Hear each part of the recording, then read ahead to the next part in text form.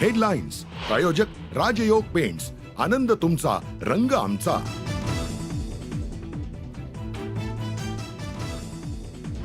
महाराष्ट्राचं एकमत म्हणजे न्यूज 18 लोकमत.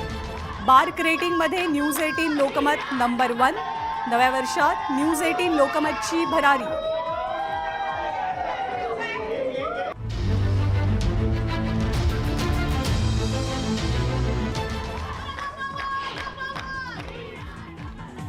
शरद पवारांनी मंचावरती भुजबळांना लिहून दिला संदेश.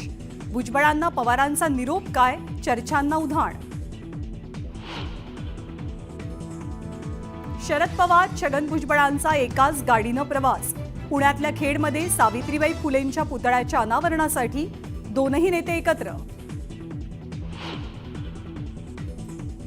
घरी पोलिसांनी व्हिडिओ शूटिंग केल्यानं जितेंद्र आव्हाडांचा संताप. रात्र झाली तरी याला सोडणार नाही, वॉच ठेवणाऱ्या पोलिसाला आव्हाडांनी सुनावलं.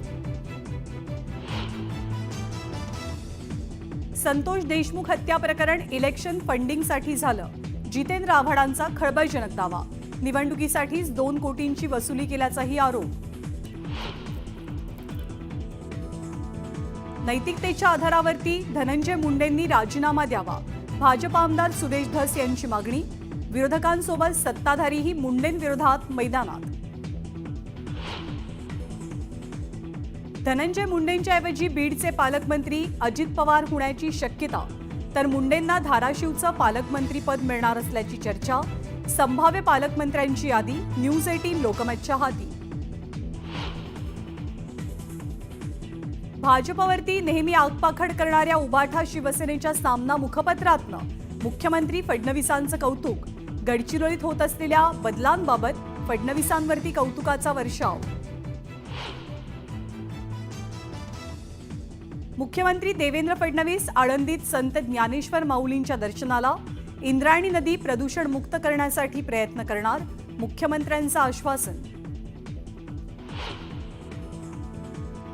आळंदीमधल्या कार्यक्रमात मुख्यमंत्री फडणवीसांचा जिरटोप देऊन सन्मान. जिरटोप डोक्यावर न घालता फडणवीसांकडे नमस्कार. बच्चू कडूंनी दिव्यांग कल्याण अभियान अध्यक्षपदाचा दिला राजीनामा. दिव्यांगांच्या विकासासाठी राजीनामा देत असल्याचा उल्लेख.